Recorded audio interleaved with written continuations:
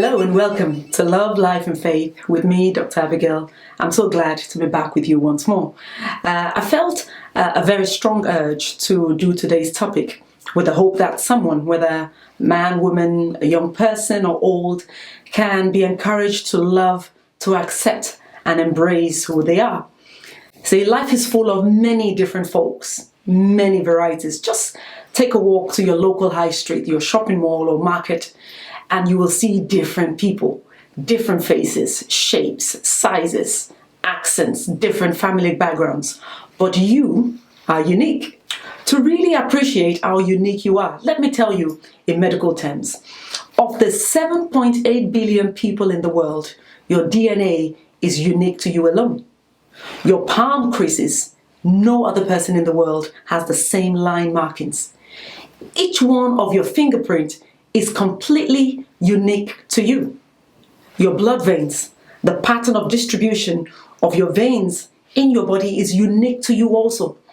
Out of the millions of sperm cells released at the time of your conception, you survived. That means you have been born and are here on earth for a unique purpose. So why do you look down on yourself and think you're a nobody? For some, the circumstances surrounding your birth may seem like it's a mistake, but you are not a mistake. In fact, the Bible makes it clear. It was God who formed your internal organs, fashioning you within your mother's womb. Contrary to what people around you may believe or say to you, I am here to tell you you're not useless. Contrary to what you may even believe of yourself, you are a human being and of precious value. Somebody needs you. So don't wish you were somebody else. You can admire a person's achievement, but never wish you were them. Be content with who you are and who God has made you. Whether you're a young person or an adult watching this video, learn to love and accept yourself. Every human being has faults. You and I, we have shortcomings. But do not belittle yourself over the small things. Whenever you make a small mistake, do not look down on yourself. Bounce back from your failures. See them as lessons acquired along the way to your success. Appreciate the lessons gained from your experience by seeing it as an opportunity to gain the emotional resilience to fight other battles in life. Stop criticizing yourself. Learn to forgive yourself. It opens the door to moving forward with your life. How you treat yourself sets the tone for how others will treat you. If you do not love yourself, it is hard to expect others to love you. So love yourself and stop comparing yourself to your brother or to your sister or to your friend or to your neighbor. Focus on being the best you can be. Don't always wait on others to validate you. You see, every person is born positive.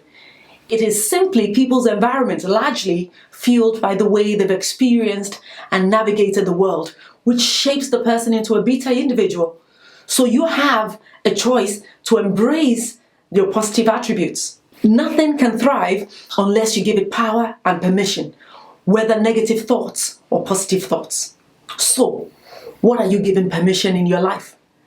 What are you agreeing with? Recognize that the negative voice in your head is not you. Stop identifying with it. I agree with the famous quote by C.S. Lewis, which says, you can't go back and change the beginning, but you can start where you are and change the ending. In other words, the outcome of your future does not have to follow the same pattern as the past you may be ashamed of.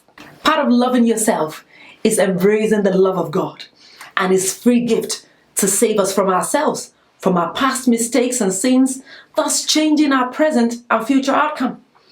This has been the biggest game changer for me in embracing and loving myself. When I understood that I'm fully known inside out by God, yet totally loved by Him. Imagine being loved without conditions. Only God can give that. Even when I did not care, He waited patiently until I came. The more I remind myself and focus on the truth that God fully accepts me without judging me, this has made it easy for me to come to love and accept myself and fully embrace who I am. My perspective of life has also changed Because now I live life not as people pleaser, but to live a unique life to please God the Father. So say to yourself today, I am unique. I am not a mistake. Yes, I am here on earth for a unique purpose. My life matters. Say to yourself, I believe I have a good future. God accepts me and loves me. So much so, he thinks I'm worth dying for. Say to yourself, I am accepted. I can do all things with Christ giving me strength. I hope I've encouraged you today to begin to love yourself, accept who you are, and embrace who God has made you.